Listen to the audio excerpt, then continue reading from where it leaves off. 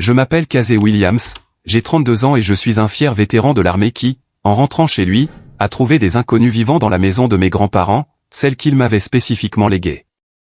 Après 6 mois en Afrique pour une mission humanitaire, j'ai découvert que ma sœur Amanda avait d'une manière ou d'une autre vendu ma maison pour $600 000. Quand je l'ai confrontée, elle m'a giflé, m'a poussé hors de la porte et a ricané, « Dégage, loser ». Elle ne savait pas que j'avais déjà commencé à rassembler des preuves qui allaient tout changer. Avant de plonger dans cette histoire, d'où nous regardez-vous? Cliquez sur les boutons j'aime et s'abonner si un membre de votre famille a déjà trahi votre confiance. En grandissant, la maison de mes grands-parents à Boston n'était plus qu'un simple bâtiment. C'était le cœur de notre famille. Mon grand-père, un vétéran décoré du Vietnam, avait acheté cette maison de style colonial dans le quartier de Dorchester en 1972. Construite dans les années 1920, la maison avait un caractère que l'on ne trouve tout simplement pas dans les constructions modernes. Des parquets qui craquaient à des endroits précis que nous avions appris à éviter lors de nos raids nocturnes pour une collation. Un grand escalier avec une rampe ornée sur laquelle je glissais quand j'étais enfant, et un chêne massif dans le jardin avec une balançoire pneu qui a accueilli 3 générations d'enfants Williams. Chaque dimanche, la famille se réunissait pour dîner dans la spacieuse salle à manger. Ma grand-mère passait toute la journée à préparer des repas qui rassemblaient tout le monde. Cousins, tantes, oncles, tous serrés autour de cette table en acajou antique transmise depuis 4 générations. Les murs contenaient d'innombrables photographies documentant notre histoire familiale, des images en noir et blanc d'ancêtres que je n'ai jamais connus, la photo de fin d'études maladroite de mon père au lycée et des dizaines de clichés capturant des anniversaires, des vacances et des moments ordinaires devenus des souvenirs extraordinaires. Mon grand-père et moi partagions un lien spécial. En tant que camarade militaire, il comprenait des parties de moi que les civils ne pourraient jamais comprendre. Après avoir terminé mes 4 années de service, il m'invitait dans son bureau où l'odeur des livres reliés en cuir et du tabac à pipe créait un sanctuaire. Nous restions assis pendant des heures pendant qu'il partageait des histoires de guerre, des leçons de vie et l'histoire de la famille. Cette maison, me disait-il en tapant sa canne contre le sol pour insister, est plus que du bois et des clous. C'est l'encre de notre famille. Quand mes grands-parents sont décédés il y a 3 ans, ma grand-mère d'un cancer et mon grand-père 2 mois plus tard, les médecins ont parlé de causes naturelles, mais nous savions tous que c'était un cœur brisé. Leur testament était spécifique. La maison, évaluée à environ $850 000, m'était laissée uniquement à moi. Leur avocat a expliqué qu'il m'avait choisi parce que j'avais exprimé le plus grand intérêt à préserver l'histoire de la famille et à entretenir la propriété pour les générations futures. Ma sœur Amanda, de 7 ans mon aînée à 39 ans, m'a d'abord félicité. Ils ont fait le bon choix, a-t-elle dit à la lecture du testament, en me serrant fort dans ses bras. Tu en prendras bien soin. Amanda a reçu un héritage en espèces de $100 000, ce qui a semblé juste à toutes les personnes concernées. Elle avait toujours été plus axée sur sa carrière de toute façon, travaillant comme directrice marketing dans une société pharmaceutique. Elle vivait dans un appartement de luxe en centre-ville avec son mari, Michael, un comptable discret qui semblait toujours légèrement mal à l'aise lors des réunions de famille. Notre relation avait été positive tout au long de l'enfance malgré la différence d'âge. Amanda me protégeait des brutes, m'apprenait à faire du vélo et me donnait des desserts supplémentaires en cachette quand nos parents ne regardaient pas. Adultes, nous avons maintenu notre lien grâce à des dîners hebdomadaires et des célébrations de vacances. Mais les choses ont commencé à changer environ 1 an après l'héritage. Amanda a commencé à faire des allusions à sa situation financière. D'abord, c'était des commentaires désinvoltes sur le coût de la vie à Boston, puis des déclarations plus directes sur la réduction des effectifs dans l'entreprise de Michael. Bientôt, elle a commencé à demander à emprunter des sommes de plus en plus importantes. J'ai aidé quand j'ai pu, mais après lui avoir prêté $20 000 qui n'ont jamais été remboursés, j'ai dû fixer des limites. C'est à ce moment-là que j'ai remarqué le changement dans son attitude envers la maison. Ses commentaires sont devenus empreints de ressentiment. C'est un tel gâchis pour une seule personne. Ou, tu pourrais la vendre et nous pourrions tous les deux en bénéficier. J'ai maintenu ma position fermement mais gentiment. C'était le souhait de mes grands-parents et j'avais l'intention de l'honorer en gardant la maison dans la famille. Ce que je n'ai pas dit à Amanda, c'est que j'avais découvert des preuves de son problème de jeu, des relevés de cartes de crédit que Michael avait accidentellement laissés derrière lui lors d'une visite, montraient des frais massifs au Moheganson et sur divers sites de paris en ligne. Il y a 6 mois, on m'a offert une opportunité que je ne pouvais pas refuser, rejoindre une mission humanitaire pour construire des écoles dans des communautés rurales en Tanzanie. En tant que spécialiste de la construction pendant mon service militaire, mes compétences étaient précieuses pour le projet, et après des années en zone de guerre, j'ai accueilli avec plaisir la chance de construire plutôt que de détruire. La mission devait durer 6 mois avec des options de communication minimales en raison des endroits reculés. Avant de partir, j'ai fait des préparatifs minutieux pour la maison.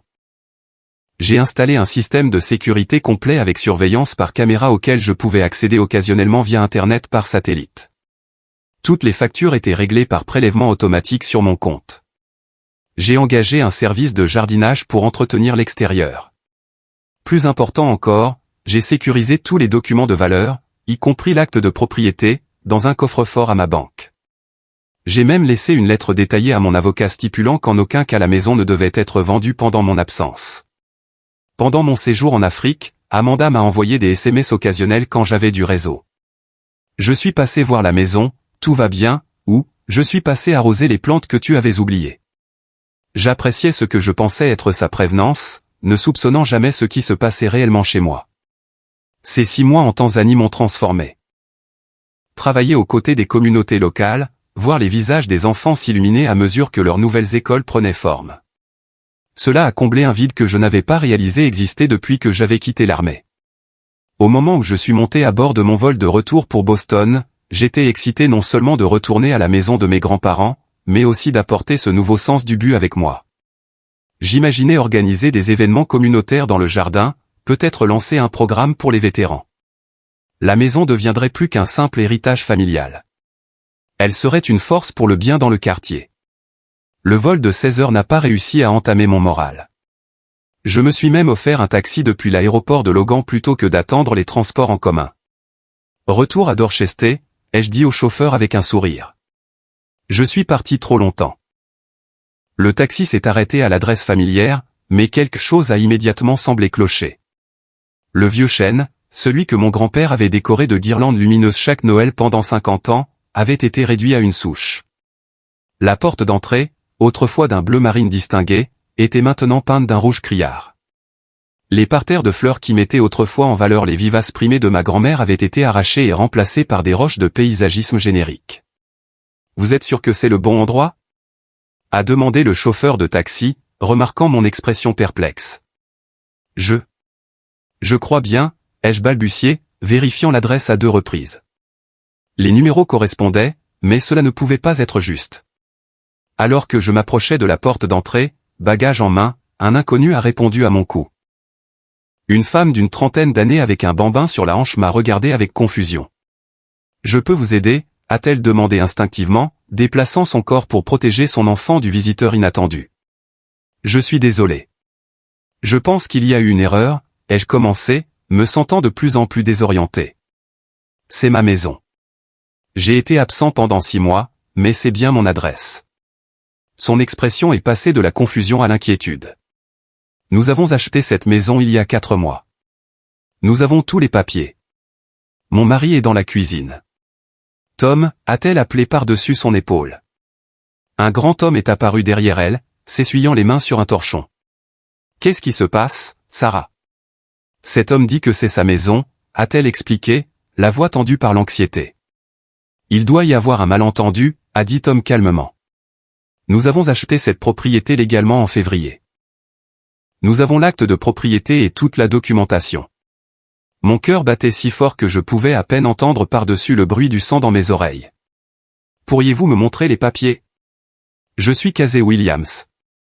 Cette maison appartenait à mes grands-parents et m'a été léguée à leur décès. J'ai été à l'étranger pour une mission humanitaire. Tom a hésité, puis a hoché la tête. Entrez, je vais chercher les dossiers. Je suis entré dans ce qui aurait dû être ma maison, mais qui était maintenant méconnaissable. Le papier peint vintage de l'entrée avait été arraché et remplacé par une peinture grise moderne. Le porte-manteau antique où mon grand-père accrochait son chapeau chaque soir avait disparu. Même l'odeur était différente, des produits de nettoyage inconnus au lieu de l'odeur persistante des biscuits à la cannelle de ma grand-mère. Tom est revenu avec un dossier et a étalé les documents sur ce qui était autrefois la table à manger en acajou chéri de ma grand-mère, maintenant remplacée par une pièce moderne avec un plateau en verre. L'acte de propriété montrait clairement le transfert de la propriété de Casey Williams à Thomas et Sarah Parker pour la somme de $600 000, daté du 15 février. C'est mon nom, ai-je dit en montrant la signature, mais ce n'est pas ma signature. Je n'ai jamais vendu cette maison. J'ai été en Afrique depuis janvier. Tom et Sarah ont échangé des regards inquiets. Nous avons travaillé avec une agente immobilière nommée Lisa Reynolds, a expliqué Sarah. Elle a dit que le propriétaire devait vendre rapidement car il déménageait définitivement à l'étranger. Nous ne vous avons jamais rencontré personnellement. Tout s'est fait par l'intermédiaire de votre sœur qui avait une procuration, Amanda Williams. La pièce a semblé basculer. Amanda avait vendu ma maison. En utilisant quelle procuration? La seule que j'ai jamais signée datait d'il y a des années, lorsque j'étais en déploiement et que j'avais besoin d'elle pour gérer un problème bancaire, qui avait été résolu quelques semaines après mon retour. C'est faux, ai-je réussi à dire. Cette maison n'a jamais été à vendre. Ma sœur n'avait aucune autorité pour la vendre. Nous avons une famille maintenant, a dit Sarah, sa voix tremblant alors qu'elle serrait son bambin plus fort. Nous avons vendu notre ancienne maison. Nous avons déjà investi 50 000 $ en rénovation. Tom a passé son bras autour de sa femme de manière protectrice. Écoutez, c'est clairement une situation sérieuse, mais nous avons acheté cette maison de bonne foi. Nous avons un acte de propriété légale. J'ai regardé les papiers, la signature falsifiée qui ne ressemblait que de loin à la mienne. 600 000 $ pour une propriété valant au moins 850 000 $ sur le marché. Amanda n'avait pas seulement volé ma maison, mais l'avait pratiquement donnée. Je suis désolé, ai-je dit en me ressaisissant. Ce n'est pas de votre faute, mais je dois parler à ma sœur immédiatement. Dehors, sur le trottoir, j'ai appelé le portable d'Amanda, mes mains tremblant d'un mélange de choc et de rage. Tiens, qui est de retour après avoir sauvé le monde, a-t-elle répondu à la troisième sonnerie, sa voix dégoulinant de sarcasme. Amanda, je suis devant la maison de nos grands-parents en ce moment. Il y a une famille qui y vit et qui dit te l'avoir achetée il y a 4 mois. Dis-moi que c'est une sorte de mauvaise blague. Une pause, puis un rire qui m'a glacé le sang. Oh, Casey, toujours aussi dramatique. La maison s'est vendue pour 600 000 $. Tu devrais me remercier de m'être occupé de tout pendant que tu jouais les héros. Te remercier? Tu n'en avais pas le droit. Cette maison était à moi légalement, moralement, de toutes les manières possibles. Comment as-tu pu faire ça? Tu étais parti, a-t-elle répondu froidement. Tu as abandonné tes responsabilités. Quelqu'un devait prendre des décisions. J'arrive, ai-je dit, mettant fin à l'appel avant qu'elle ne puisse répondre. 45 minutes et un trajet en métro plus tard, je martelais la porte de l'appartement de luxe d'Amanda à Back Bay. Ma sœur a ouvert la porte, vêtue de vêtements de marque qui semblaient neufs, un bracelet de tennis que je n'avais jamais vu auparavant scintillant à son poignet. Baisse la voix, a-t-elle sifflé en me tirant à l'intérieur. Les voisins vont entendre. Son appartement avait subi une mise à niveau significative depuis mon départ. De nouveaux meubles, des œuvres d'art coûteuses et ce qui semblait être une cuisine entièrement rénovée étaient immédiatement apparents. Qu'est-ce que tu as fait, ai-je exigé, agitant la copie de l'acte de propriété que Tom m'avait gentiment fourni. Tu as vendu ma maison. La maison que nos grands-parents m'ont spécifiquement léguée sans ma connaissance ni mon consentement. Amanda a roulé des yeux de façon dramatique. Ne sois pas si attaché aux choses matérielles, Casey. Elle était juste là, vide, pendant que tu te baladais en Afrique. Elle n'était pas vide. Elle était entretenue exactement comme je l'avais prévu. J'avais des caméras de sécurité, un service de jardinage, tout était pris en charge. Eh bien, maintenant tu as 600 000 $ au lieu d'un gouffre financier. Tu devrais être reconnaissant. Je l'ai regardé avec incrédulité. Où est l'argent alors? Parce qu'il n'est certainement pas apparu sur mon compte en banque. Quelque chose a traversé son visage. De la culpabilité peut-être, ou du calcul, avant qu'elle ne se reprenne. Il y avait des dépenses, des frais juridiques, des commissions immobilières, et je méritais une compensation pour m'être occupé de tout. T'être occupé de tout, ai-je répété, ma voix s'élevant malgré mes efforts pour rester calme. Tu veux dire falsifier ma signature? Utiliser une procuration expirée, vendre une maison pour 250 000 $ en dessous de sa valeur marchande. Le mari d'Amanda, Michael, est apparu de la chambre. Son expression était mal à l'aise. Il n'a pas croisé mon regard. Le marché fluctue, a dit Amanda d'un ton dédaigneux. Et cette vieille maison avait besoin d'au moins 100 000 $ de réparation.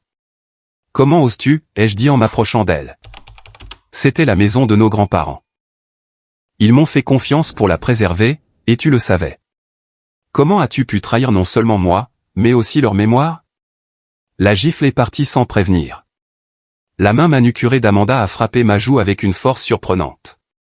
N'ose pas remettre en question ma relation avec nos grands-parents. Ils m'ont toujours aimé davantage. Ils avaient juste pitié de toi après que l'armée t'ait bousillé. Je suis resté figé, ma joue me piquant alors qu'Amanda continuait sa tirade. Tu te crois si spécial parce que tu es allé à la guerre, parce que tu construis des écoles pour des enfants pauvres en Afrique.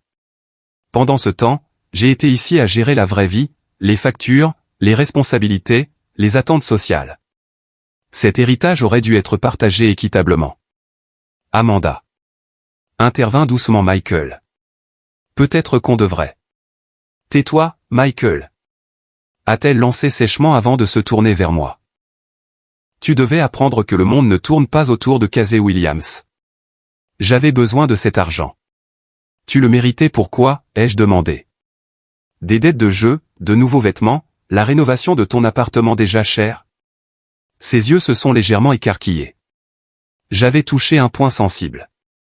Sors, a-t-elle dit en me poussant vers la porte avec les deux mains. Sors de chez moi, espèce de loser moralisateur. De toute façon, tu ne peux rien prouver. Alors qu'elle me poussait dans le couloir, j'ai aperçu une dernière fois le visage de Michael. Il avait l'air honteux, évitant mon regard tandis qu'Amanda claquait la porte. Seul dans le couloir, tout le poids de ce qui s'était passé s'est abattu sur moi. J'étais sans abri. La maison qui avait appartenu à notre famille depuis des générations, le seul endroit où je me sentais connecté à mes grands-parents, avait été vendue sous mon nez. Et ma propre sœur, la personne qui m'avait appris à faire mes lacets et m'avait défendu contre les brutes, avait été celle qui avait tout pris. Je me suis enregistré dans un hôtel voisin en utilisant la carte de crédit d'urgence que je gardais pour des situations que je n'aurais jamais imaginé inclure le vol par ma propre sœur. Assis sur le bord du lit d'hôtel générique, je me suis accordé 10 minutes pour ressentir la perte dévastatrice. Puis, l'entraînement militaire reprenant le dessus, j'ai commencé à planifier ma contre-attaque. Le lendemain matin, après une nuit de sommeil agité, j'ai appelé la seule personne en qui je savais que je pouvais avoir confiance, Jake Sullivan, mon meilleur ami depuis la 3e année et maintenant avocat en droit immobilier dans un prestigieux cabinet d'avocats de Boston. Nous étions restés en contact pendant mon séjour en Afrique, et j'avais reçu des emails occasionnels avec des nouvelles de ses fiançailles avec sa petite amie de longue date et de leur nouveau chiot. Casey, tu es de retour. La voix de Jake était chaleureuse et sincèrement heureuse. Quand es-tu arrivé? Hier, ai-je répondu, et je suis tombé dans un cauchemar. As-tu du temps pour qu'on se voie aujourd'hui? C'est urgent. Quelque chose dans mon ton a dû transmettre la gravité de la situation, car Jake a immédiatement libéré son emploi du temps. Viens à mon bureau à 11 heures. Quoi que ce soit, nous trouverons une solution. Le bureau d'angle de Jake au 20e étage d'un gratte-ciel du centre-ville offrait une vue spectaculaire sur le port de Boston, mais je l'ai à peine remarqué alors que j'exposais les détails choquants de ce qui s'était passé pendant mon absence. Pendant que je parlais, l'expression de Jake est passée de la confusion à l'incrédulité, puis à une colère froide. Laisse-moi voir si j'ai bien compris, a-t-il dit quand j'ai eu fini. Amanda a vendu ta maison en utilisant une procuration datant d'il y a quoi, 5 ans, quand tu étais en déploiement? J'ai hoché la tête. C'était pour un problème bancaire spécifique. Je l'ai révoqué à mon retour. Jake tapait déjà sur son ordinateur. As-tu déposé la révocation auprès du registre foncier? Mon cœur s'est serré. Je ne suis pas sûr. La banque a dit qu'elle s'occuperait de tout. C'est peut-être notre premier problème, a dit Jake. Mais même si la procuration était techniquement encore valide, elle devrait spécifiquement accorder le pouvoir de vendre des biens immobiliers. La plupart des procurations standards n'incluent pas cela. Il a tourné son écran pour me montrer une recherche dans une base de données. L'agente immobilière de cette transaction était Lisa Reynolds. Je la recherche maintenant. Après quelques clics, Jake a laissé échapper un sifflement bas. Eh bien, c'est intéressant. Lisa Reynolds et Amanda Williams ont toutes deux fréquenté l'université Northeastern de 2004 à 2008. Elles étaient sœurs de sororité. Donc, la colocataire d'université d'Amanda l'a aidé à vendre ma maison, ai-je dit, les pièces commençant à s'assembler. Nous devons rassembler plus de preuves, a dit Jake, son attitude professionnelle prenant le dessus. Commençons par le bureau du greffier du comté pour obtenir des copies officielles de tous les documents relatifs à la propriété. Ensuite, nous devrions parler au notaire qui a validé les signatures. Je vais aussi chercher où est passé l'argent. Les 3 jours suivants ont été un tourbillon d'enquête. Au bureau du greffier du comté, nous avons obtenu des copies de l'acte de transfert de propriété, de la procuration apparemment toujours valide et des documents de clôture, tous portant ce qui semblait être ma signature, mais avec des différences subtiles. Seule une personne familière avec mon écriture les remarquerait. Le notaire, une jeune femme nommée Brittany travaillant dans un magasin d'expédition, est devenue nerveuse lorsque Jake s'est identifié comme avocat. Je me souviens de cette transaction, a-t-elle dit en se tordant les mains. Une femme est venue avec les documents déjà signés. Elle a dit que son frère, ce serait vous, je suppose, avait tout signé mais avait oublié de le faire notarier avant de quitter le pays. Avez-vous demandé une pièce d'identité, a demandé Jake. Brittany a hoché la tête. Elle m'a montré sa pièce d'identité, Amanda Williams, et a dit qu'elle avait une procuration. Elle avait le document avec elle. Je n'ai pas vu Casey Williams en personne. Jake a échangé un regard avec moi. Saviez-vous que c'est illégal? Un notaire doit être témoin de la signature. La couleur a quitté le visage de Brittany. Je ne savais pas. Elle avait l'air si professionnelle, et elle a dit que c'était urgent. Avec la déclaration écrite de Brittany en main, nous sommes passés à la recherche de la piste de l'argent. Jake a utilisé les ressources de son cabinet pour obtenir les registres de la transaction. 600 000 $ avaient bien changé de main. 550 000 $ sur le compte personnel d'Amanda, pas un compte joint avec Michael, a d'abord noté Jake, et 50 000 $ à Lisa Reynolds. 50 000 $, c'est une commission très généreuse sur une vente de 600 000 $, a observé Jake. Le taux standard serait plus proche de 18 000 $. Ça ressemble à une commission occulte pour aide à la fraude, ai-je dit amèrement. L'expression de Jake était sombre alors qu'il me montrait la découverte suivante, des relevés bancaires révélant qu'Amanda avait déjà dépensé plus de 200 000 $ en seulement 4 mois. Des retraits au casino Mohegan Sun. Un nouveau SUV Mercedes acheté comptant. Un voyage de 30 000 $ aux Maldives. Plusieurs paiements importants à des sociétés de cartes de crédit. Elle le dépense à toute vitesse, a dit Jake. Si nous n'agissons pas rapidement, il ne restera peut-être plus rien à récupérer. Pendant que Jake travaillait sa magie juridique, j'ai adopté une approche plus directe avec quelques recherches de mon côté. Je suis passé en voiture devant l'agence immobilière où travaillait Lisa Reynolds, puis je l'ai suivie après la fermeture dans un café. Je l'ai bousculée accidentellement. Je suis tellement désolé, me suis-je excusé, puis j'ai marqué une pause comme si je la reconnaissais. Attendez, vous n'êtes pas Lisa Reynolds? L'agente immobilière? Son sourire était professionnel mais prudent. Oui, c'est moi. On s'est déjà rencontrés? Non, mais ma sœur Amanda Williams parle très bien de vous. Vous l'avez aidé à vendre notre maison de famille récemment. L'expression de Lisa a subtilement changé. Un éclair d'inconfort rapidement masqué par un sourire plus large. Oh oui, Amanda, une femme charmante. Ce fut une transaction sans accroc. Les acheteurs sont très heureux. Je parie qu'ils le sont, ai-je dit, en gardant un ton amical. Une maison à 850 000 $ pour 600 000 $. Une sacrée affaire. Les conditions du marché, a-t-elle répondu automatiquement, puis elle a froncé les sourcils. Attendez, je pensais que vous étiez à l'étranger. Amanda s'est occupée de tout parce que vous étiez injoignable en Afrique. Intéressant, ai-je dit en laissant tomber toute prétention, parce que je n'ai jamais autorisé la vente. C'est là où je veux en venir, Lisa. Je suis Casey Williams, et vous avez aidé ma sœur à voler ma maison. La couleur a quitté son visage. Je n'ai pas Amanda a dit qu'elle avait les papiers. Elle a attrapé son sac à main et a pratiquement fui le café. De retour à l'hôtel ce soir-là, Jake a appelé avec des preuves plus accablantes.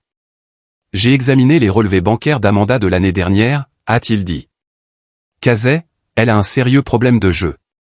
Avant de vendre ta maison, elle était déjà endettée de plus de 100 000 $ auprès de divers casinos et sociétés de cartes de crédit. Elle et Michael ont réhypothéqué leur appartement il y a 6 mois. Cela explique le désespoir, ai-je dit, mais pas pourquoi Michael a suivi.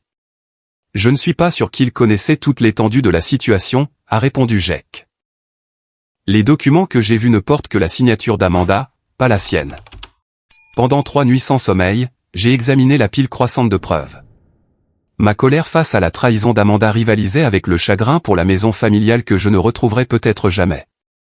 J'ai appelé mon ancienne banque et confirmé mes soupçons. Amanda avait d'une manière ou d'une autre eu accès à mon courrier pendant mon absence, interceptant les relevés bancaires et les documents fiscaux. Elle avait effectivement effacé ma trace papier tout en créant une nouvelle. J'ai également tenu à rendre visite à Tom et Sarah, les acheteurs innocents maintenant pris dans ce pétrin. Ils m'ont accueilli avec prudence dans ce qui avait été ma maison, et nous nous sommes assis dans ce qui était autrefois le bureau de mon grand-père, maintenant une chambre d'enfant pour leur fils en bas âge. Nous voulons que vous sachiez que nous avons acheté cette maison de bonne foi, a dit Tom. Nous n'avions aucune idée qu'il y avait quoi que ce soit de suspect. Je vous crois, les ai-je assurés. Ce n'est pas de votre faute. Ma sœur et sa complice ont profité de tout le monde. Sarah berçait doucement son bébé. Que va-t-il se passer maintenant? C'est notre maison. Nous y avons mis tout ce que nous avions. Je n'avais pas de réponse facile pour eux. Je ne sais pas encore, mais je vous promets de vous tenir informé à chaque étape. Vous êtes aussi des victimes dans cette affaire. En partant, j'ai remarqué la souche du vieux chêne dans le jardin. Pourquoi l'arbre a-t-il été abattu, ai-je demandé. Il avait une maladie, a expliqué Tom. L'arboriculteur a dit que c'était un danger pour la sécurité. Un autre mensonge d'Amanda, ai-je réalisé. Cet arbre était en parfaite santé, mais son enlèvement rendait la propriété moins reconnaissable pour moi et effaçait une autre partie de l'histoire de ma famille. Le 5e jour de mon enquête, j'ai qu'à organiser une rencontre avec Richard Martinez, un avocat pénaliste spécialisé dans les affaires de fraude. Nous nous sommes réunis dans le bureau de GEC, la table couverte de documents, de photographies et de dossiers financiers. Tout d'abord, je veux être clair sur vos objectifs ici, a dit Richard, ses yeux expérimentés m'évaluant attentivement. Voulez-vous récupérer votre maison? Voulez-vous une compensation? Voulez-vous que votre sœur aille en prison? Ce sont des voies juridiques distinctes avec des stratégies différentes. J'ai sérieusement réfléchi à sa question. Idéalement, je veux récupérer la maison. Ces acheteurs sont innocents, donc ils méritent de récupérer leur argent. Je veux que les fonds volés soient récupérés. Et je veux qu'Amanda subisse les conséquences, des vrais, pas juste une tape sur les doigts. Richard a hoché la tête en prenant des notes. Décomposons vos options légales.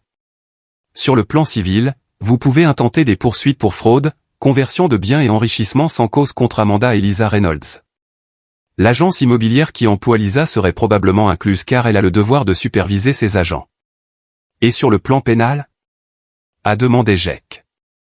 D'après ce que vous m'avez montré, a poursuivi Richard, il y a plusieurs violations pénales graves. Falsification de votre signature, fraude dans l'exécution de documents, utilisation frauduleuse d'une procuration et vol qualifié compte tenu de la valeur du bien. Le notaire pourrait également faire face à des accusations pour avoir notarié incorrectement des documents. Quelle est la solidité du dossier? Ai-je demandé. Très solide, a répondu Richard sans hésitation. La signature falsifiée seule est une preuve convaincante.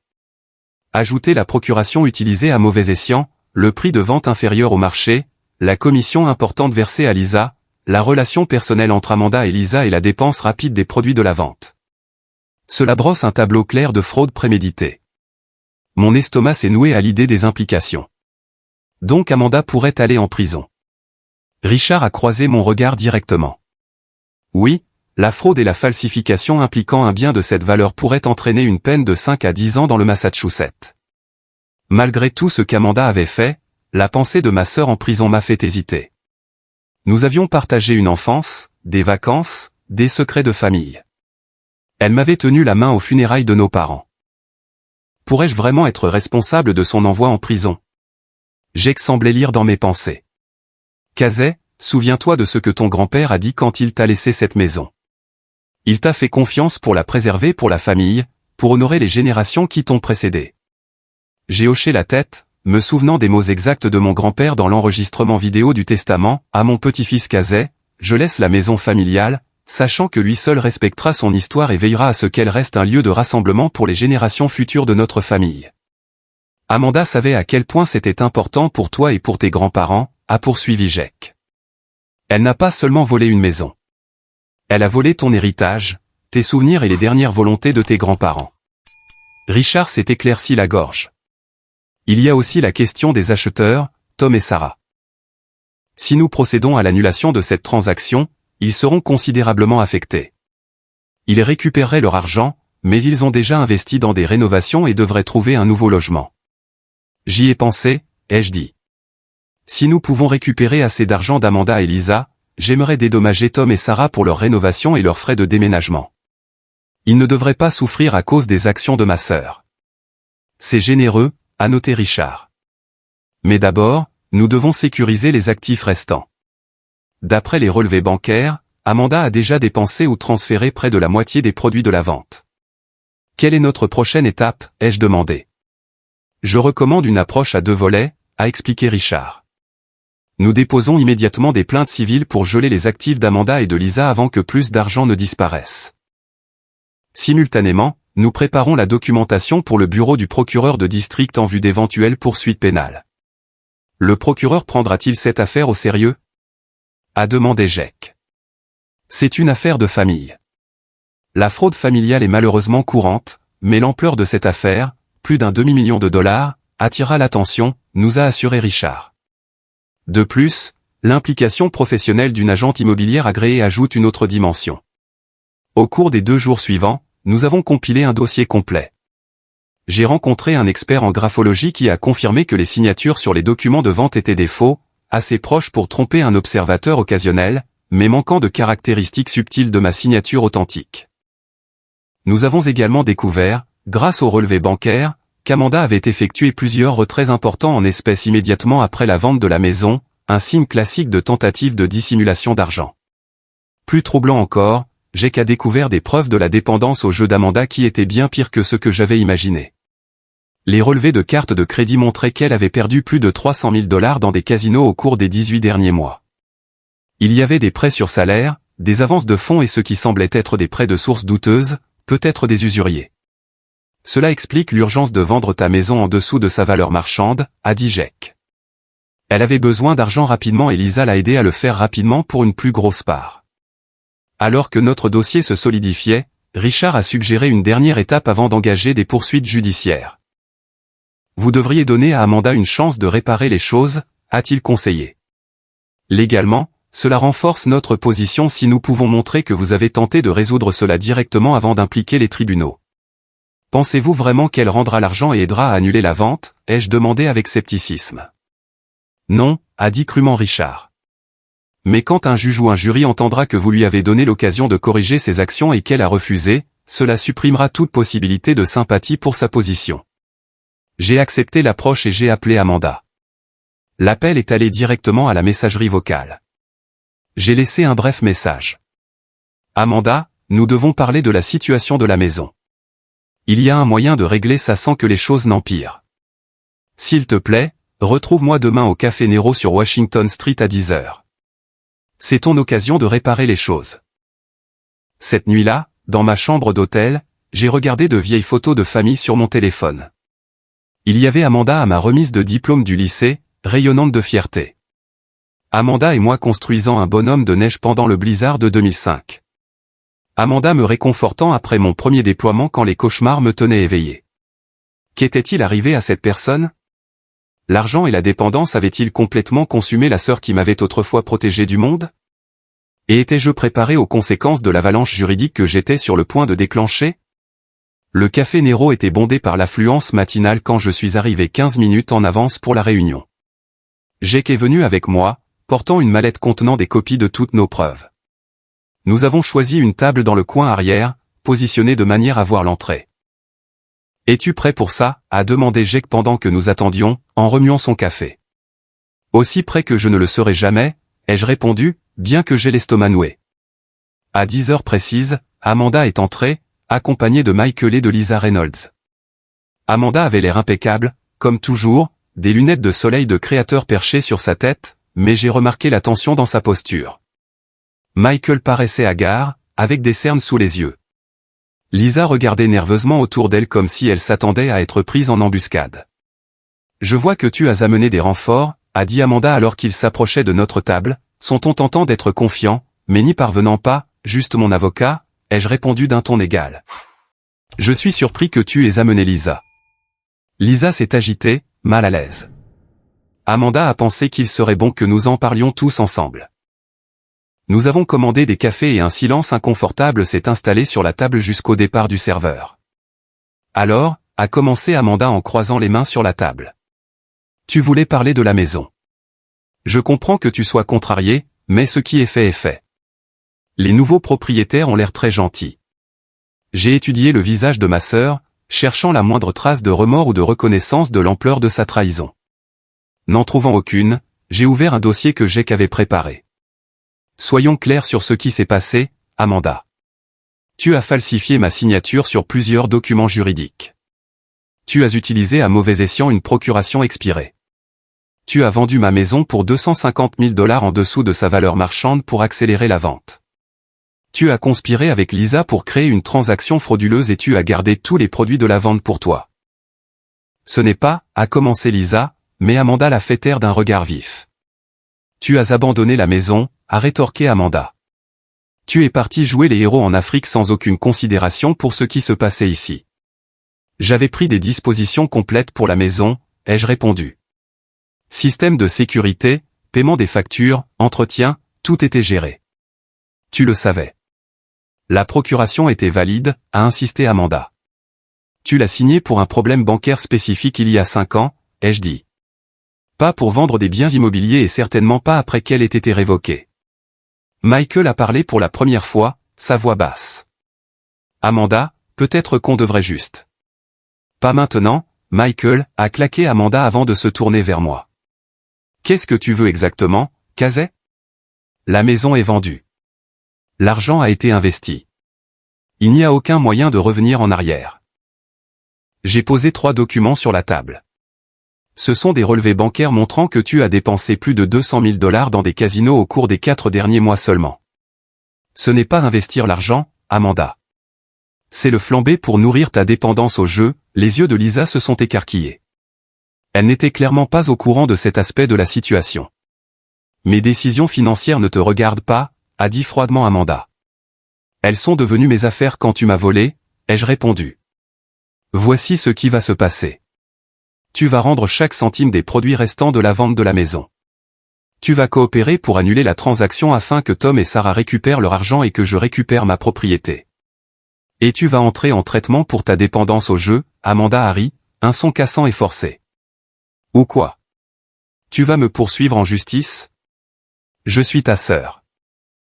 En fait, intervint Jake en faisant glisser un document sur la table. Nous avons déjà préparé à la fois des plaintes civiles et une documentation pour le procureur de district. Falsification, fraude et vol qualifié impliquant un bien évalué à plus de 250 000 $. Cela entraîne une peine potentielle de 5 à 10 ans dans une prison d'État du Massachusetts. La couleur a quitté le visage d'Amanda. Tu n'oserais pas, a-t-elle murmuré. Je ne veux pas, ai-je dit honnêtement. Mais tu ne m'as laissé aucun choix. C'est ta seule occasion de réparer les choses sans poursuite pénale. Lisa s'est levée brusquement. Je dois parler à mon avocat. Je n'étais au courant d'aucune falsification. Amanda m'a dit que vous aviez tout approuvé. Assieds-toi, a sifflé Amanda en attrapant le poignet de Lisa. Il bluffe. Casey n'a pas le cran d'envoyer sa propre sœur en prison. J'ai rencontré le regard d'Amanda avec fermeté. Tu ne me connais plus, Amanda. Le frère qui te protégeait à tout prix a disparu quand tu as trahi la mémoire de nos grands-parents et volé mon héritage. Amanda, a dit Michael, sa voix plus forte maintenant. Combien as-tu vraiment perdu au jeu? Tu m'as dit que c'était juste quelques milliers. La façade a commencé à se fissurer. Le maquillage parfait d'Amanda ne pouvait cacher la peur maintenant évidente dans ses yeux. Vous ne comprenez pas la pression que j'ai subie, a-t-elle dit, sa voix s'élevant. Les dettes, les gens qui me menaçaient. J'avais besoin de cet argent. Alors, tu m'as volé, ai-je demandé. Ton propre frère? La maison n'était pas juste une propriété, Amanda. C'était l'histoire de notre famille. C'était tout ce qu'il me restait de nos grands-parents. Oh, épargne-moi tes conneries sentimentales, a claqué Amanda, sa vulnérabilité momentanée remplacée par la colère. Grand-mère et grand-père sont morts. C'est juste une maison. Michael la regardait comme s'il la voyait pour la première fois. Amanda, qu'est-ce que tu as fait? Ce que je devais faire, a-t-elle crié, faisant se retourner les clients voisins. Personne d'autre n'allait m'aider. Pas toi avec ton salaire de comptable pathétique. Pas mes parents inutiles qui ne nous ont laissé que des bagages émotionnels. Et certainement pas mon frère plus sain que les saints qui préfère sauver des étrangers en Afrique plutôt que d'aider sa propre sœur. Jake a fait glisser un autre document vers l'avant. Ceci est un accord de règlement. Vous rendez les fonds restants, environ 350 000 $ d'après nos calculs.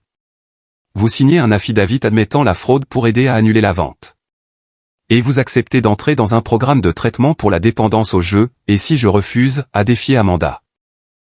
Alors, d'ici demain à la même heure, les plaintes civiles seront déposées, vos actifs seront gelés et le dossier pénal sera sur le bureau du procureur de district, a dit Jake d'un ton neutre.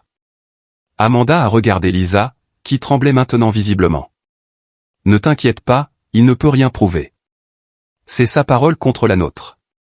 J'ai fait glisser le rapport de l'expert en graphologie, la déclaration du notaire et les relevés bancaires montrant la piste de l'argent. Tout est là, Amanda. Chaque preuve nécessaire pour vous condamner toutes les deux. Lisa s'est levée à nouveau, cette fois plus décisivement. Je ne vais pas aller en prison pour ça. Amanda, tu m'as dit que Casey avait accepté la vente mais ne pouvait pas signer en personne parce qu'il était en Afrique. Tu n'as jamais mentionné de falsification. Tu savais exactement ce qui se passait, a grondé Amanda. Pourquoi d'autres aurais-tu pris une commission de 50 000 $ sur une vente de 600 000 $? Je ne peux pas faire ça, a dit Lisa en attrapant son sac à main. J'ai des enfants. J'ai une carrière. Elle m'a regardé. Je coopérerai. Je témoignerai. S'il vous plaît, ne mettez pas mon nom sur la plainte pénale si j'aide à réparer ça. Alors que Lisa se dépêchait de quitter le café, le sang-froid d'Amanda s'est complètement effondré. Toi, a-t-elle crié après elle. Tu le regretteras. Michael a posé une main apaisante sur le bras d'Amanda. Amanda, arrête. C'est fini. Il s'est tourné vers moi. Casey, je n'étais au courant de rien de tout ça. Je savais qu'elle avait des problèmes de jeu, mais pas à ce point, et certainement pas pour la vente de ta maison. 300 000 $ ne disparaissent pas comme ça sans qu'un conjoint ne le remarque, a souligné Jake avec scepticisme. Nous avons des finances séparées depuis des années, a expliqué Michael. Amanda gère toutes les factures, tous les comptes. Je reçois une allocation de mon propre salaire. Il a baissé les yeux, honteux.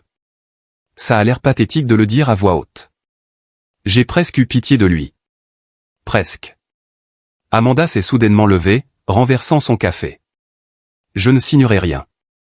Je n'admettrai rien. Et je n'irai certainement pas dans un programme de traitement comme une vulgaire toxicomane. C'est ma vie et j'ai fait ce que je devais faire. Amanda, a commencé Michael. Tais-toi, Michael. Et toi? Elle a pointé un doigt tremblant vers moi. Tu te crois si parfait. Le vétéran décoré, l'humanitaire, le petit-fils préféré. Tu me dégoûtes. Je préfère aller en prison plutôt que de te donner la satisfaction de me sauver. Sur ce, elle est sortie en trombe du café, laissant Michael assis là, l'air abasourdi. Je suis désolé, a-t-il dit après un moment. J'aurais dû voir les signes. J'aurais dû l'arrêter. Oui, tu aurais dû, ai-je convenu sans sympathie. Mais il n'est pas trop tard pour faire ce qu'il faut maintenant. Nous aideras-tu à récupérer les fonds restants et à démêler ce gâchis? Michael a hoché la tête lentement. Je ferai ce que je peux, mais Amanda contrôle tout. Je ne connais même pas tous les comptes. Après que Michael soit parti à la recherche d'Amanda, Jake m'a regardé d'un air sombre. Ça aurait pu mieux se passer. Ou pire, ai-je répondu. Au moins, nous avons Lisa qui est prête à coopérer et potentiellement Michael. Donc, nous allons de l'avant avec les procédures judiciaires, a confirmé Jake. J'ai hoché la tête, ressentant un étrange mélange de résolution et de tristesse. Toutes, civiles et pénales. Amanda a fait son choix. Les 48 heures suivantes se sont déroulées à une vitesse vertigineuse.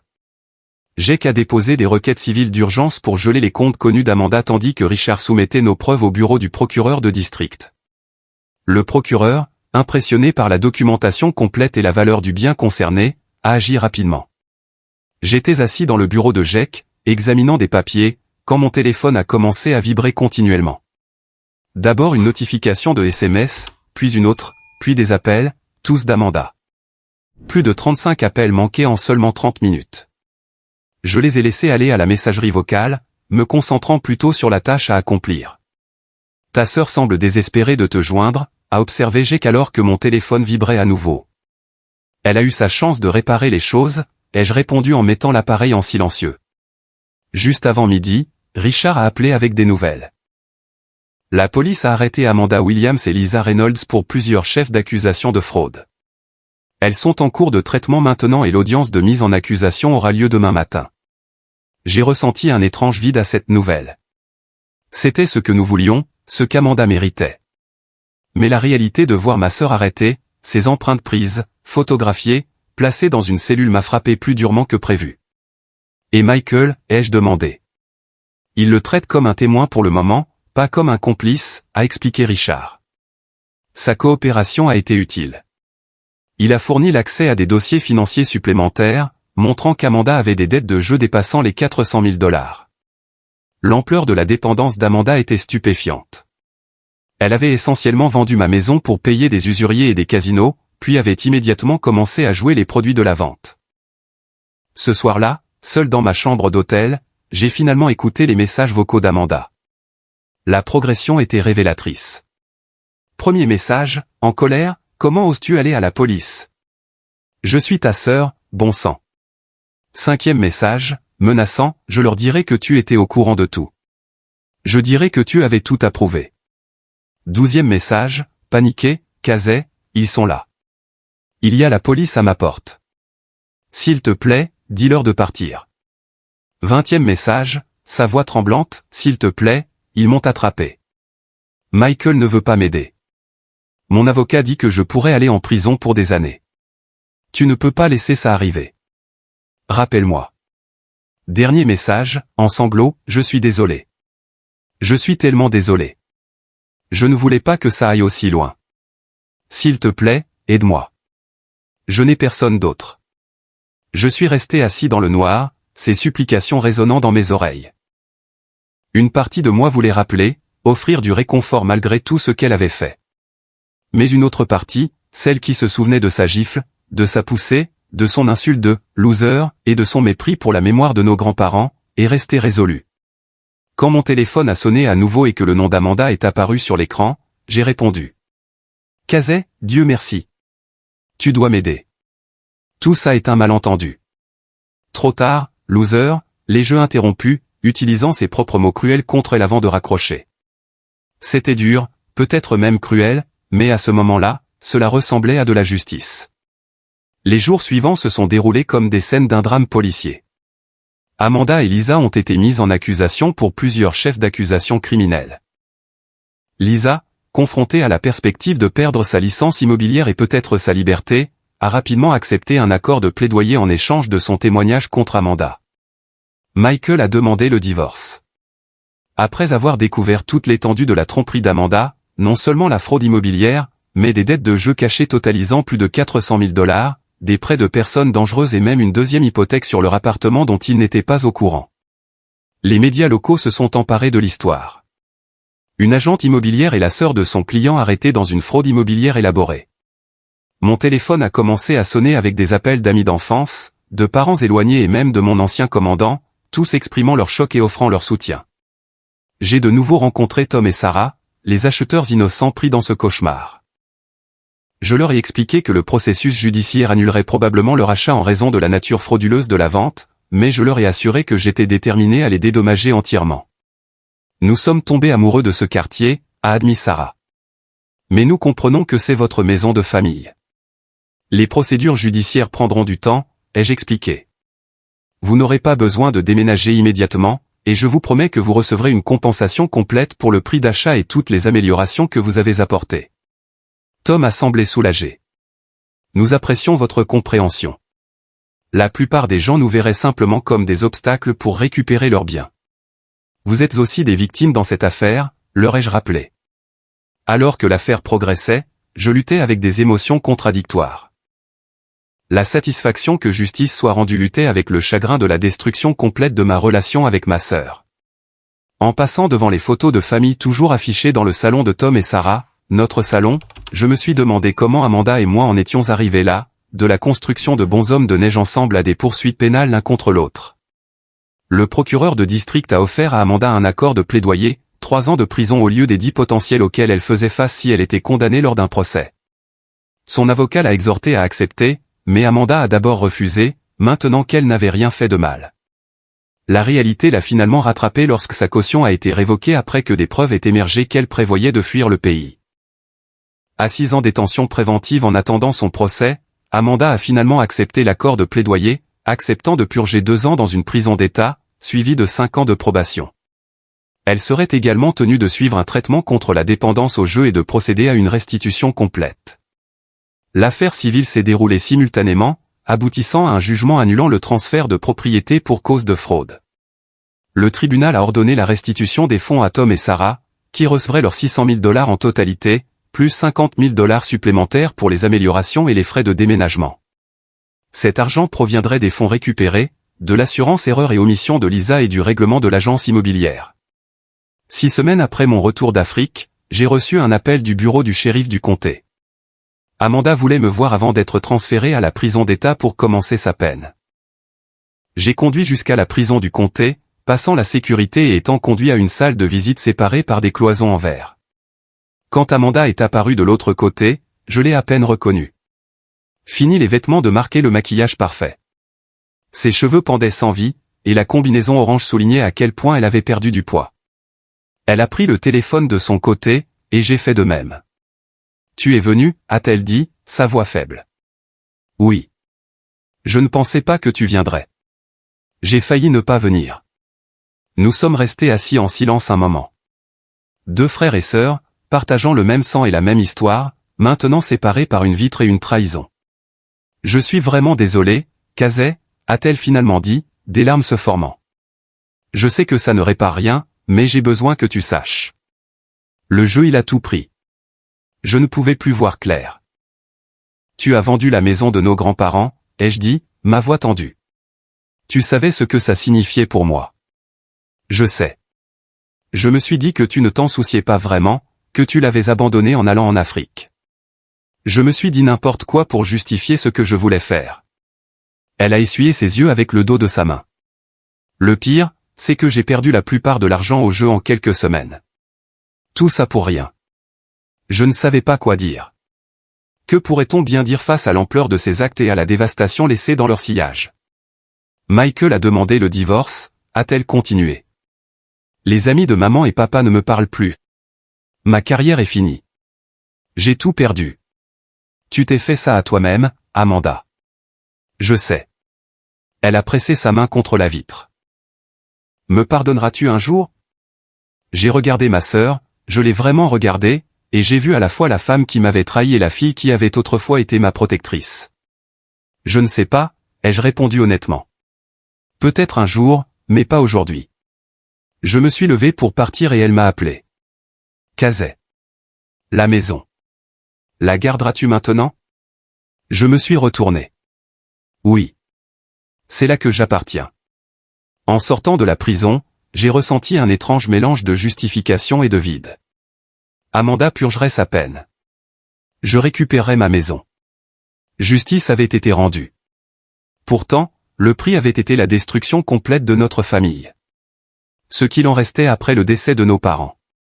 Il n'y avait pas de véritable victoire ici, seulement la satisfaction sinistre de m'être défendu contre quelqu'un qui n'aurait jamais dû devenir mon adversaire. 6 mois plus tard, par une fraîche journée d'automne, je me tenais dans le jardin de la maison de mes grands-parents. Ma maison, à nouveau, regardant Tom et Sarah charger leurs dernières affaires dans un camion de déménagement. Le processus judiciaire avait pris du temps, mais finalement, les tribunaux avaient annulé la vente frauduleuse, restauré ma propriété et veillé à ce que Tom et Sarah reçoivent une compensation complète. Nous avons trouvé un super endroit à Jamaïca plein, m'a dit Sarah en me remettant les clés. C'est en fait plus près du travail de Tom. Je suis content que les choses se soient arrangées, ai-je dit sincèrement. Et je suis désolé que vous ayez été pris au milieu de ce gâchis. Tom m'a serré la main. Sans rancune. Honnêtement, après tout ce que nous avons appris sur la façon dont cet endroit a été vendu, nous ne nous serions pas sentis bien de rester. Après leur départ, je suis resté seul sur le porche, clé en main, face à la porte rouge qu'ils avaient peinte. Ma première tâche serait de la repeindre en bleu marine, comme mon grand-père l'avait toujours gardée. J'ai déverrouillé la porte et je suis entré. La maison était différente maintenant. Des mises à jour modernes, une nouvelle peinture, des meubles différents. Le papier peint vintage de l'entrée avait disparu. Les parquets d'origine avaient été recouverts de stratifis flottants contemporains, et les moulures classiques avaient été retirées pour un look plus épuré. C'était comme voir un vieil ami qui avait subi une chirurgie plastique radicale, reconnaissable, mais fondamentalement altérée. Au cours des semaines suivantes, j'ai commencé le processus de réappropriation de l'espace, non pas en effaçant tous les changements, mais en ramenant des éléments qui honoraient mes grands-parents. J'ai raccroché des photos de famille dans le couloir. J'ai restauré le bureau de mon grand-père, qui avait été converti en chambre d'enfant, en plaçant son bureau à l'endroit exact où il se trouvait depuis des décennies. J'ai planté un nouveau jeune chêne là où l'arbre d'origine avait été abattu. Il faudrait 50 ans pour qu'il atteigne la même taille, mais le symbolisme comptait. Les voisins m'ont accueilli chaleureusement, partageant des histoires sur mes grands-parents que je n'avais jamais entendues. Madame Abernathy d'Accent grave côté m'a apporté sa fameuse tarte aux pommes, comme elle l'avait fait chaque fois que je venais en visite enfant. Votre grand-mère m'a donné cette recette, a-t-elle dit en posant la tarte sur mon comptoir de cuisine. Elle serait heureuse de savoir que vous êtes de retour à votre place. Amanda, pendant ce temps, purgeait sa peine au centre correctionnel pour femmes de l'État. Je n'y suis pas retourné après cette première fois, mais nous échangions occasionnellement des lettres. Ses premières notes étaient encore empreintes d'apitoiement sur soi, mais se sont progressivement tournées vers un remords sincère à mesure qu'elle avançait dans son programme de traitement. Le conseiller dit que j'utilisais le jeu pour échapper à des sentiments d'inadéquation, a-t-elle écrit dans une lettre. Je me suis toujours senti vivre dans l'ombre des attentes de nos parents, puis plus tard dans ton ombre. Le jeu me donnait une excitation, un sentiment de potentiel que je pouvais gagner gros et enfin être assez. Mais c'était un piège. Je lisais ces lettres, mais ne répondais qu'occasionnellement. La blessure était encore trop fraîche, la trahison trop profonde pour quoi que ce soit qui ressemble à une communication normale. Étonnamment, Michael a pris contact environ 3 mois après le début de la peine d'Amanda. Nous nous sommes rencontrés pour un café dans un lieu neutre. Je veux que tu saches que je n'avais aucune idée de ce qu'Amanda préparait, a-t-il dit, l'air considérablement plus sain que la dernière fois que je l'avais vue. Je soupçonnais qu'elle avait un problème de jeu, mais je n'imaginais jamais son ampleur ni qu'elle commettrait une fraude. Tu vivais avec elle, ai-je souligné. Comment pouvais-tu ne pas savoir? Michael a baissé les yeux sur son café. Amanda contrôlait toutes nos finances depuis des années. Je travaillais 60 heures par semaine et j'étais content de ne pas avoir à m'occuper des factures et des budgets. Elle m'a délibérément tenu dans l'ignorance, et je l'ai permis parce que c'était plus facile, a-t-il soupiré. J'aurais dû poser des questions quand elle a soudainement eu de l'argent pour une nouvelle voiture et des vacances coûteuses. Je t'ai laissé tomber, et pour ça, je suis vraiment désolé. Ses excuses semblaient sincères, et avec le temps, nous avons développé une amitié inattendue. Michael avait des informations sur l'histoire du jeu d'Amanda qui m'ont aidé à comprendre, sinon à pardonner, ce qui l'avait poussé à des actes aussi désespérés. Suivant les conseils de Jake, j'ai décidé de créer une fiducie juridiquement contraignante pour protéger la maison pour les générations futures. La fiducie irrévocable établissait des directives claires.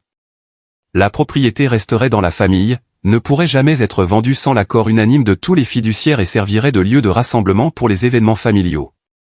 Cela garantit que ce qui s'est passé avec Amanda ne pourra plus jamais se reproduire, a expliqué Jake alors que nous finalisions les documents. Même si vous accordiez une procuration à l'avenir, la maison serait protégée. Dans le cadre de mon propre processus de guérison, j'ai commencé à faire du bénévolat dans un programme de rétablissement pour la dépendance au jeu, partageant l'histoire de ma famille comme un récit édifiant sur la façon dont la dépendance détruit non seulement le dépendant, mais aussi tout son entourage. L'expérience m'a aidé à gérer ma colère et à la canaliser vers quelque chose de constructif. J'ai également commencé une thérapie, travaillant sur les émotions complexes d'avoir été trahi par ma propre sœur. Mon thérapeute m'a aidé à reconnaître que si les actions d'Amanda étaient inexcusables, sa dépendance était une maladie qui avait déformé sa pensée et sa boussole morale. Le pardon ne signifie pas que ce qu'elle a fait était acceptable, a expliqué mon thérapeute. Cela signifie vous libérer du fardeau de la colère et du ressentiment. Facile à dire, beaucoup plus difficile à pratiquer, mais j'essayais. Pour le premier anniversaire de mon retour d'Afrique, j'ai organisé une petite réunion à la maison, la première depuis que je l'avais récupéré. Jake et sa femme sont venus, ainsi que quelques copains de l'armée, des voisins et, étonnamment, Michael. Nous avons fait un barbecue dans le jardin près du jeune chêne nouvellement planté qui montrait déjà une croissance prometteuse. Alors que la soirée se terminait et que seul Jake restait pour m'aider à nettoyer, je me suis retrouvé debout dans le bureau restauré de mon grand-père, regardant sa photo sur le bureau. « Que penses-tu qu'il dirait de tout ça ?» a demandé Jake, me rejoignant avec un verre de whisky à la main. « Il aurait le cœur brisé pour Amanda, ai-je dit honnêtement. Mais je pense qu'il serait fier que je me sois battu pour honorer ses souhaits pour la maison. Et toi? Es-tu en paix avec la façon dont les choses se sont terminées? » J'ai réfléchi attentivement à la question. Pas entièrement. J'ai récupéré la maison, mais j'ai perdu ma sœur dans le processus. C'est une victoire creuse à bien des égards. Elle a fait ses choix, m'a rappelé Jake. Tu ne l'as pas forcée à commettre une fraude. Je sais, mais la famille, c'est compliqué. Je n'arrête pas de me demander s'il y avait des signes que j'ai manqués, si j'aurais pu l'aider avant que ça n'aille aussi loin. Nous sommes restés en silence confortable un moment, contemplant la nature compliquée des liens familiaux, comment ils peuvent être à la fois les connexions les plus fortes et les plus vulnérables que nous ayons. Mon grand-père disait, le caractère est révélé, non créé, par les circonstances difficiles, ai-je dit à Jake. Toute cette expérience m'a montré qui était vraiment Amanda, mais elle m'a aussi montré qui je suis. Je ne laisserai pas ses actions me changer ou me rendre amère. Ce serait lui donner un pouvoir qu'elle ne mérite pas. Dans les mois qui ont suivi, j'ai continué à restaurer la maison tout en y ajoutant mes propres touches. J'ai transformé une pièce en un espace communautaire où j'animais des réunions hebdomadaires pour un groupe de soutien aux vétérans. Le jardin est devenu le site de rassemblement de quartier, comme au temps de mes grands-parents. Amanda serait libérable dans 6 mois, avec des exigences de probation strictes, y compris un traitement continu et des paiements de restitution. Je ne savais pas si nous reconstruirions un jour un semblant de relation fraternelle, mais j'avais décidé que je lui donnerais au moins l'occasion de démontrer un véritable changement, sinon pour son bien, du moins pour la mémoire de nos grands-parents, qui nous avaient élevés pour valoriser la famille par-dessus tout. La maison se tenait là, comme elle l'avait fait pendant près d'un siècle, bravant les tempêtes, littérales et métaphoriques. Ces murs avaient été témoins de joie et de tragédie, de début et de fin. Maintenant, ils étaient témoins de la guérison. Pas le genre de fin de film parfaite, mais le genre désordonné, compliqué et réel qui vient jour après jour, choix après choix. Assis sur la balançoire du porche que mon grand-père avait construite, regardant le soleil se coucher sur le quartier que nous avions tous les deux aimé, j'ai ressenti un sentiment de paix s'installer en moi. La maison était l'endroit où j'appartenais, où je pouvais honorer le passé tout en construisant un avenir. La trahison d'Amanda m'avait presque coûté cet héritage. Mais en me battant pour le récupérer, j'avais découvert ma propre force et ma résilience. La maison était plus que du bois et des clous, plus qu'une propriété ou un investissement. C'était une manifestation physique de l'histoire familiale, de racines plus profondes que n'importe quelle tempête temporaire ne pourrait déraciner. Et malgré tout ce qui s'était passé, j'étais reconnaissant d'en être le gardien pour la prochaine génération. Avez-vous déjà dû vous opposer à un membre de votre famille qui a trahi votre confiance? Les batailles les plus difficiles sont souvent avec les personnes que nous pensions ne jamais nous blesser. Si mon histoire a résonné en vous, veuillez partager vos expériences dans les commentaires ci-dessous. N'oubliez pas d'aimer et de vous abonner pour plus d'histoires réelles sur la façon de surmonter la trahison et de trouver la force dans les situations difficiles. Rappelez-vous, parfois la famille que nous choisissons est plus loyale que la famille dans laquelle nous sommes nés. Merci de m'avoir écouté et je vous souhaite le courage de toujours vous battre pour ce qui vous revient de droit.